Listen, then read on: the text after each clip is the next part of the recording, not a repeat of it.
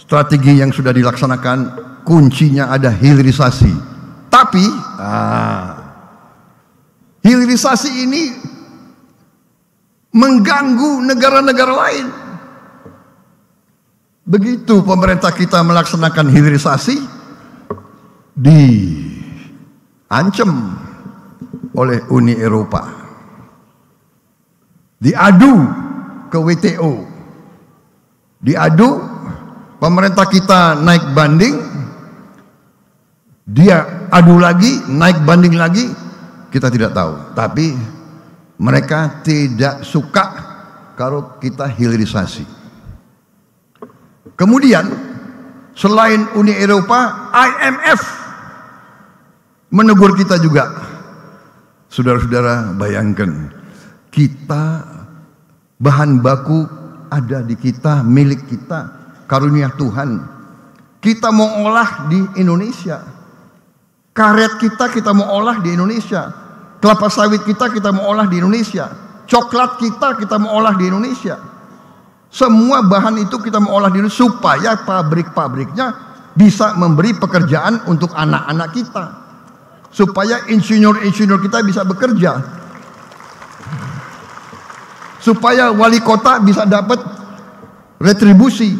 Supaya pajak naik, penghasilan naik, saudara-saudara. Sampai demikian. Sampai menteri-menteri kita harus ke sana. Pemimpin-pemimpin tanya, mengapa Indonesia tidak boleh sejahtera?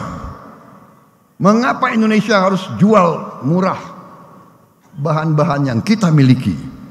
Saudara-saudara, karena itu kita harus kuat, kita harus waspada, dan semuanya kuncinya adalah persatuan dan kerukunan.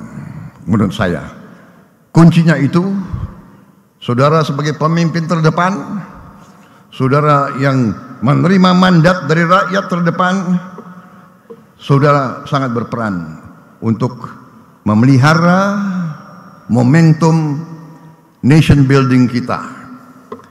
Saya bisa lebih rinci bicara ini, tapi secara garis besar itu yang saya ingin sampaikan.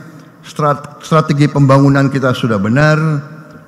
Hilirisasi di semua bidang sangat penting, dan itu kuncinya bahwa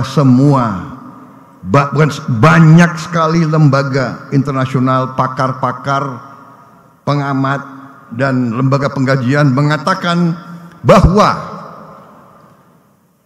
kita yang sekarang sudah ekonomi ke-16 dan waktu dekat akan menjadi ekonomi ke-10, dan insya Allah 2045 di zaman tadi generasi Z muncul, kita sangat besar kemungkinan bisa menjadi negara ekonomi ke-5 di dunia atau ke-4.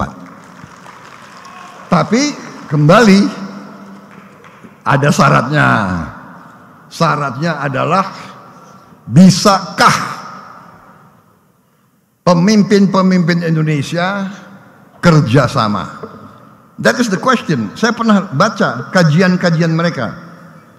Can the elite of Indonesia work together?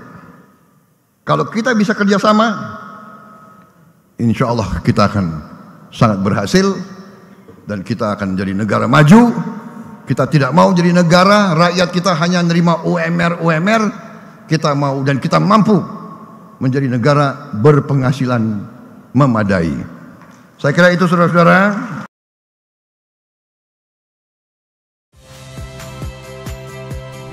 Saya Agin Fridianto. Saksikan terus program-program Kompas TV melalui siaran digital, pay TV, dan media streaming lain. Kompas TV, independen, terpercaya.